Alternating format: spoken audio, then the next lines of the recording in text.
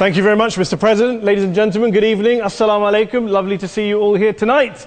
We are having a very entertaining night, are we not, with some very interesting things being said from the other side of the house tonight. Let me begin by saying, as a Muslim, as a representative of Islam, I would consider myself an ambassador for Islam, a believer in Islam, a follower of Islam and its Prophet. So, in that capacity, let me begin by apologizing to Anne-Marie for the Bali bombings. I apologize for the role of my religion and me and my people, for the killing of Theo van Gogh, for 7/7. Yes, that was all of us.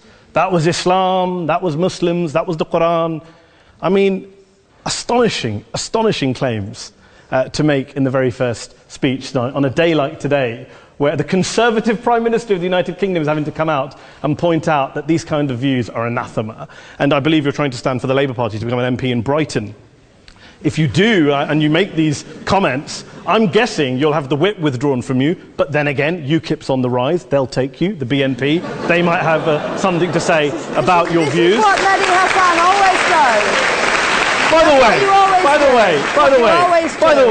way, just on a factual point, since we heard a lot about the second speaker, about how backward we Muslims all are, on a factual point, you said that Islam was born in Saudi Arabia. Islam was born in 610 AD. Saudi Arabia was born in 1932 AD. So you were only 1,322 years off. Not bad?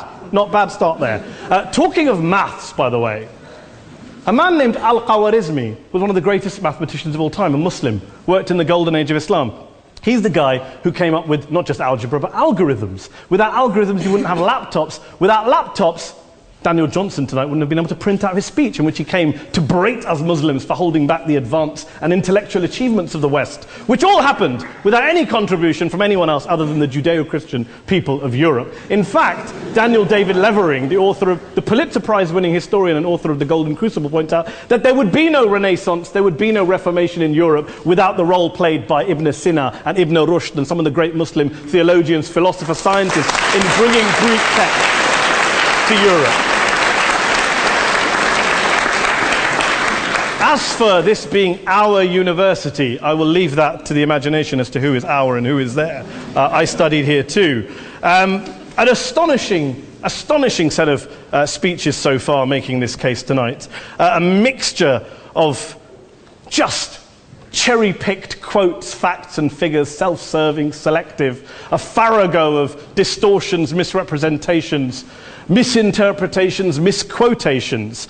Daniel talked about my article in the New Statesman, which got me a lot of flack, where I talked about the anti-Semitism that is prevalent in some parts of the Muslim community, which indeed it is. Of course, I didn't say in that piece that it was caused by the religion of Islam. In fact, modern anti-Semitism in the Middle East was imported from, finish the sentence, Christian, Judeo-Christian Europe, where I believe some certainly bad things happened to the Jewish people. In fact, Tom Friedman, Jewish-American columnist in the New York Times, told me in this very chamber last week that he believed, had Muslims been running Europe in the 1940s, 6 million extra Jews would still be alive today. So I'm not going to take lessons in anti-Semitism from someone who's here to defend the Judeo-Christian values of a continent that murdered 6 million Jews.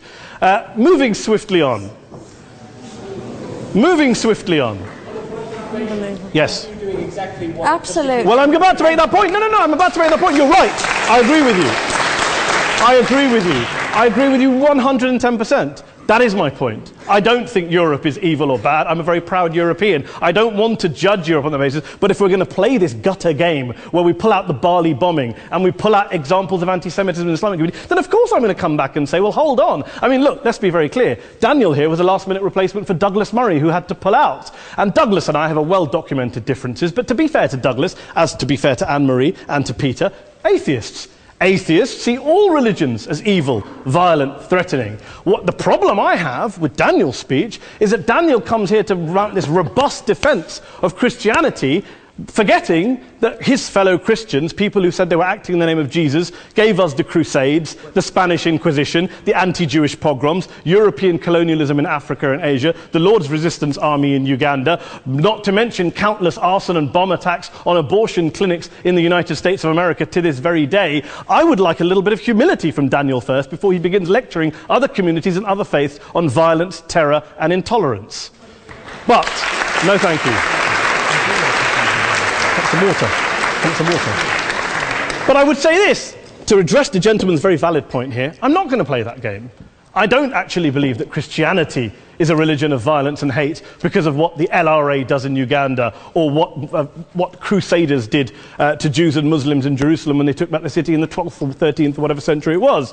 I believe that Christianity, like Islam, like pretty much every mainstream religion, is based on love and compassion and faith. I do follow a religion in which 113 out of the 114 chapters of the Quran begins by introducing the God of Islam as a God of mercy and compassion. I would not have it any other way. I don't follow a religion which introduces my God to me as a God of war, as some kind of Greek God of wrath, as a God of hate and injustice. Not at all. As Adam pointed out, you go through the Quran and you see the mercy and the love and the justice. And yes, you have verses that refer to warfare and violence. Of course it does. This is not a motion about pacifism. I'm not here to argue that Islam is a pacifistic faith. It is not. Islam allows military action, violence in certain limited contexts. And yes, a minority of Muslims do take it out of that context. But is it religious? We talked about Woolwich. Daniel and Anne-Marie have suggested that it's definitely religion that's behind all of this. Well, actually, what I find so amusing tonight is we're having a debate about Islam. And the opposition tonight have come forward. We have a graduate in law, a graduate in modern history, a graduate in chemistry. And, you know, I admire all of their intellects and their abilities, but we don't have anyone who's actually an expert on Islam, a scholar of Islam, a historian of Islam, a speaker of Arabic, even a terrorism expert or a security expert or a pollster, let alone to talk about what Muslims believe or think. Instead, we have people coming here, putting forward these views, putting forward these sweeping opinions. Listen to Professor Robert Pape of the University of Chicago, one of America's leading terrorism experts, who, unlike our esteemed opposition tonight, studied every single case of suicide terrorism between 1980 and 2005, 315 cases in total. And he concluded, and I quote, "There is little connection between suicide terrorism and Islamic fundamentalism or any of the world's religions. Rather, what nearly all suicide terrorist attacks have in common is a specific secular and strategic goal to compel modern democracies to withdraw military forces from territory that the terrorists consider to be their homeland." And the irony is, when we talk about terrorism, the irony is that the opposition and the Muslim terrorists, the Al-Qaeda types, actually have one thing in common. Because they both believe that Islam is a warlike, violent religion. They both agree on that. They have everything in common. Osama bin Laden would be nodding along to everything he's heard tonight from the opposition side. He agrees with them. The problem is that mainstream Muslims don't. The majority of Muslims around the world don't. In fact, a gentleman here started quoting all sorts of polls. Gallup carried out the biggest poll of Muslims around the world of 50,000 Muslims in 35 countries. 93% of Muslims rejected 9/11 and suicide attacks. And of the 7% who didn't, they all, when polled and focus grouped, cited political reasons for their support for violence, not religious reasons. And as for Islamic scholars and what they say, well, Daniel talks about our University of Oxford. We'll go down to Oxford Centre for Islamic Studies, get hold of a man named Sheikh Afifi al-Akiti, who is a massively well-credentialed and well-respected Islamic scholar, who has studied across the world, who in the days after 7/7 published a fatwa denouncing terrorism in the name of Islam, calling for the protection of all non-combatants at all times, and describing suicide bombings as an innovation with no basis in Islamic law. Go and listen to Sheikh Tahir al-Qadri, one of Pakistan's most famous Islamic scholars, who published a 600-page fatwa condemning the killing of all innocents and all suicide bombings unconditionally without any ifs or buts. There's nothing new here. This is mainstream Islam, mainstream scholarship, which has said this for years. You don't go out and kill people willy-nilly in the high street or anywhere else, on a bus or a mall, based on verses of the Quran that you cherry-pick without any context, any understanding, any interpretation, or any commentary. Point of information. Please. Well, it doesn't happen apparently. I didn't say it doesn't happen at all. I never said it didn't happen. I don't blame Islam. Yes, it's a very good point. And a lot of us are campaigning against that. And we're campaigning against it in the name of Islam. We're campaigning against it in the name of various interpretations of Islam. Anne-Marie comes and scares us with her talk of Sharia law. I would like to see the book of Sharia law. It doesn't exist. People argue over what Sharia law is.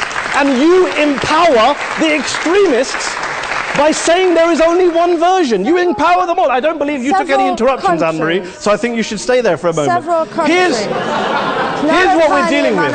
Here's what we're dealing with. We are dealing, I took your point. Here we are dealing with a 1400-year-old global religion followed by 1.6 billion people in every corner of the world, a quarter of humanity, of all backgrounds, cultures, ethnicities. And yet the opposition tonight wants to generalize, stereotype, smear in order to desperately win this debate. And here's my question, if we're going to generalize and smear. If, okay, people say yesterday's bombers, and we've got to be careful, there's a trial going on, were yesterday's attackers, motivated by Islam? Big debate. I don't believe they were. Let's say they were. Let's say Faisal Shahzad, the Times Square bomber, was motivated by Islam. Let's assume, for sake of argument, that Richard Reeves, the shoe bomber, was motivated by Islam. If Islam is responsible for these killings, if Islam is what is motivating these people, and Islam is therefore not a religion of peace, a religion of war, then ask yourself this question: why aren't the rest of us doing it? Why is it such a tiny minority of Muslims are interpreting their religion in the way that the opposition claim they are? Let's assume there are 16,000 suicide bombers in the world. There aren't. Let's assume there are for the sake of argument. That's 0.001% of the Muslim population globally. What about the other 99.99% of Muslims who the opposition tonight either ignore or smear? The reality is that the rest of us aren't blowing ourselves up tonight. The reality is that the opposition came here tonight not worried about the fact that me and Adam might pull open our jackets and blow ourselves up tonight because we're followers of a warlike warrior religion which wants to take over Europe and Daniel's university. The issue is this. The issue is this. Unless the opposition can tell us tonight, and Peter Atkins is here, one of our great atheist intellectuals, can tell us tonight, can answer this question tonight: why don't the vast majority of Muslims around the world behave as violently and aggressively as a tiny minority of politically motivated extremists? Then they might as well give up and stop pretending they have anything relevant to say about Islam or Muslims as a whole. Ladies and gentlemen, let me just say this to you. Think about what the opposite of this motion is. If you vote no tonight, think about what you're saying the opposite of this motion is. That Islam isn't a religion of peace, it's a religion of war, of violence, of terror, of aggression. That the people who follow Islam, me, my wife, my retired parents, my 6-year-old child, that 1.8 million of your fellow British residents and citizens, that 1.6 billion people across the world, your fellow human beings, are all followers, promoters, believers in a religion of violence. Do you really think that? Do you really believe that to be the case? They say that in the Oxford Union, the most famous debate was in 1933 when Adolf Hitler looked out for the result of the King and Country motion, where they voted against fighting for King and Country, and Hitler was listening out for the result. Well, tonight, 80 years on, there are two groups of people around the world who I would argue are waiting for the result of tonight's vote. There are the millions of peaceful, non-violent, law-abiding Muslims both in the UK, Europe, Asia, Africa and beyond, who see Islam as the source of their identity, as a source of spiritual fulfillment, of hope, of solace. And there are the phobes, the haters, the bigots out there who want to push the clash of civilizations, who want to divide all of us into them and us and ours and their.